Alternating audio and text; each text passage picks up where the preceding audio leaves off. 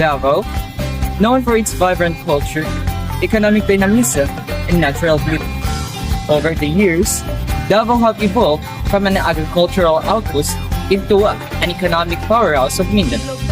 But how did this transformation happen? Today, we explore historical milestones and economic forces that shaped Davao City as what it is today, a model of progress and resilience.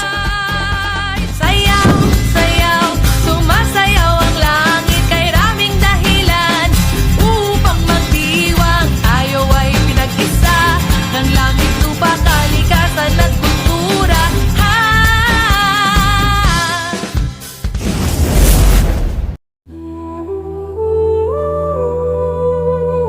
In the early 20th century, Davao's economy was primarily agricultural, driven by its fertile soil and favorable climate. It became a hub for abaca production, which was in high demand globally for making ropes and textiles. American and Japanese settlers established plantations, further boosting the industry. Coconut and other crops like rubber and coffee also contributed to its economic growth, laying the foundation for Davao's development as a prosperous agricultural region.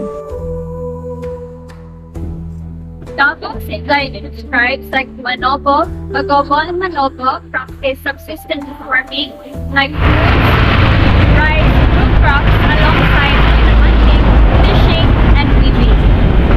Their sustainable methods and traditions shaped the foundation of Davao's early agricultural economy. The rise of Little Tokyo in Davao occurred as the Japanese migrants settled to work on the abaca plantations during the early 20th century.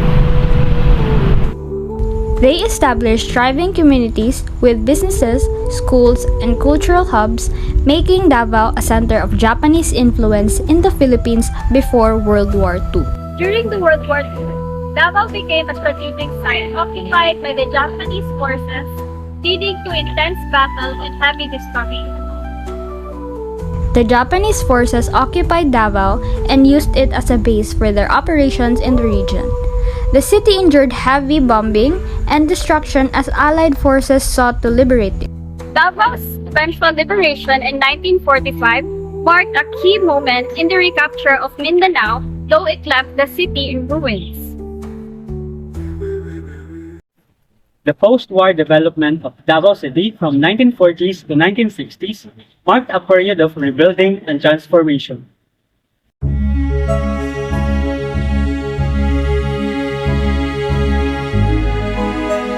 Infrastructure was restored, enabling economic recovery driven by agricultural exports like abaca and copra. Key institutions such as schools, hospitals, and markets were established, fostering growth. Davao City saw significant advancements in infrastructures during this period, including the construction of highways, bridges, and public facilities such as schools and hospitals. The development of the Francisco Bangoy International Airport and improved port facilities bolstered connectivity, facilitating trade and tourism. These infrastructure investments were pivotal in integrating the city with both local and international markets.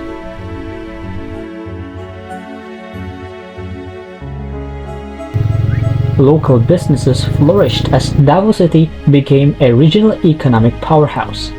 Entrepreneurs capitalized on the city's agricultural wealth, diversifying into food processing, retail, and logistics. Small and medium enterprises or SMEs gained prominence, creating jobs and stimulating the local economy. Rodrigo Duterte's tenure as a mayor in the late 1980s marked a significant turning point for Davao City.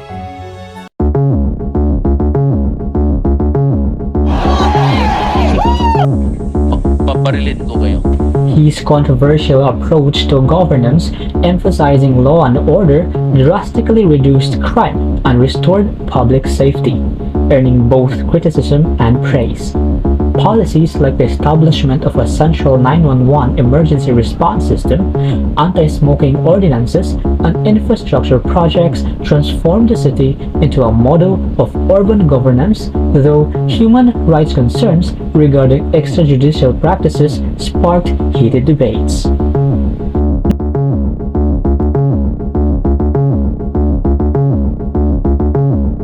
Abot ko rin 1984. Bubot pa kayo Davao. Pag mayor, hindi Duterte. Nakahinay-hinay siya. Dili. Dili ka kasuroy niyo. Alas downtown, dili ka kasuroy na. Walay suga sa una ang downtown. Alas 6, peaceful na kayo Davao. Peaceful kayo nangatago ng mga tao. Diba? Nga na ang sitwasyon sa Davao kayo na. Alas 4, halos wala na kayo makita nga mahandok na masuroy ang mga tao sa mga alas 4, mga hapon na. Wala may suga ang street, yung siyudad. Ang gagad lang o suga sa tindahan. Wala ka. The 21st century ushered a new era in Davao City, transforming it to a more modern and dynamic urban center.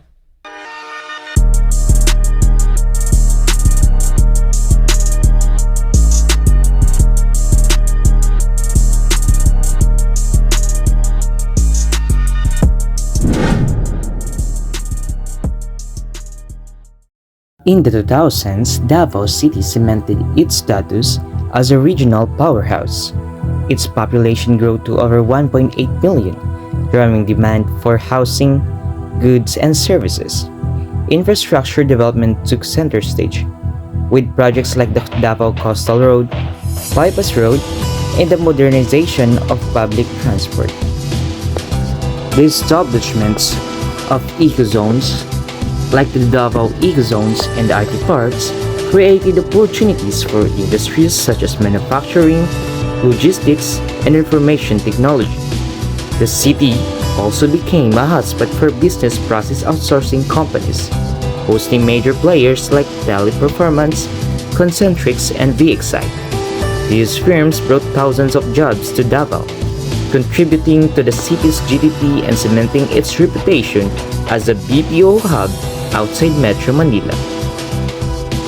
Davao City has diversified into a mix of agricultural, service, and manufacturing cities, making it stable and competitive.